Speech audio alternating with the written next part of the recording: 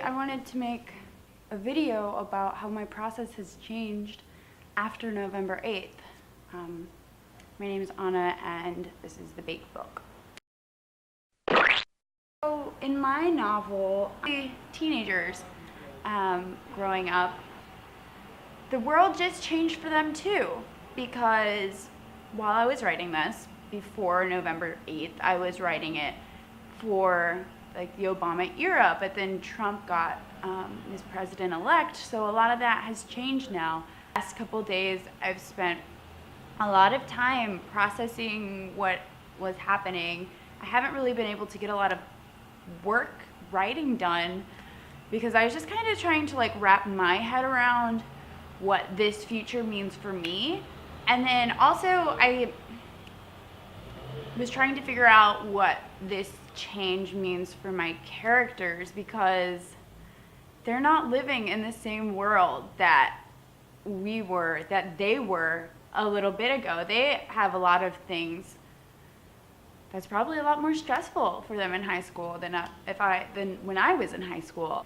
Climate change is already like a factor in my novel. The Trump administration isn't planning on doing anything for environmental protection. He's rumored to have climate change skeptic as the head of the EPA, and he's talked about how he wants to reinvest in coal and continue oil drilling. And I'm here trying to figure out like, what is my role in this? How am I an activist?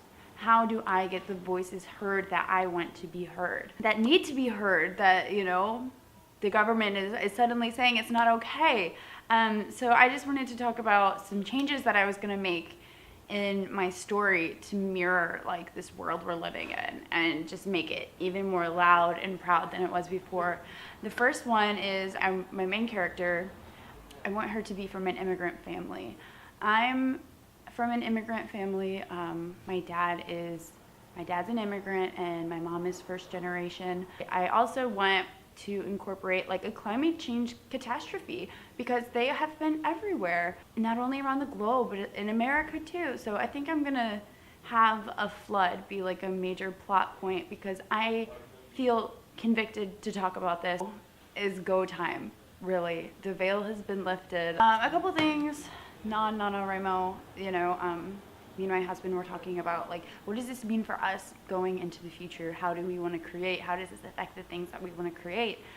And it has to be convicted. It has to come from the heart, because right now your convictions are more important than anything, and fighting for them and getting those voices heard and getting your convictions heard, and making content that you feel convicted about instead of just doing things that other people are doing.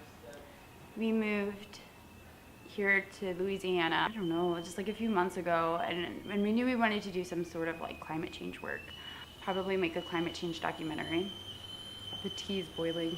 I wanted to mention this on BookTube because I wanted to have some sort of accountability that like, hey, remember that time that you said you were gonna do a climate change documentary?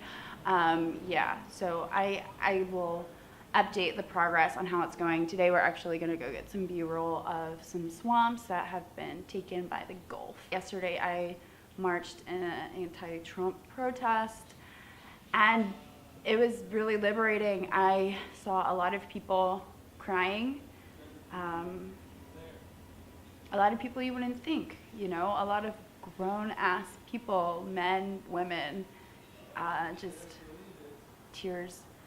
You know, it's a very emotional time right now, and one of the chants that we started seeing is the water is rising, because we're in New Orleans and the water is rising. Like, we don't have the luxury of being like, oh, climate change isn't real, because we are seeing it firsthand, and it is terrifying. And at this march, there were people who were wearing shirts of like Trump has been saying about, like, you know, about black people or about Muslim people or about gay people, and a girl was wearing some jeans and it said on the butt, it said, Trump can't touch this. And it's heartbreaking, but it's also,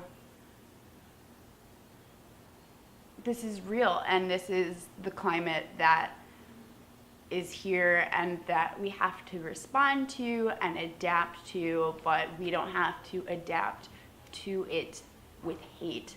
We can adapt through activism, through creation, through getting our voices heard, from being convicted, from doing things that our heart tells us is right, because it's now or never, and it's influencing my writing. I feel like I have like a more clear picture now of the story that I want to tell that I might have been too afraid to tell before November 8th. And now it's like, all right, like there's really not a lot of place for fear.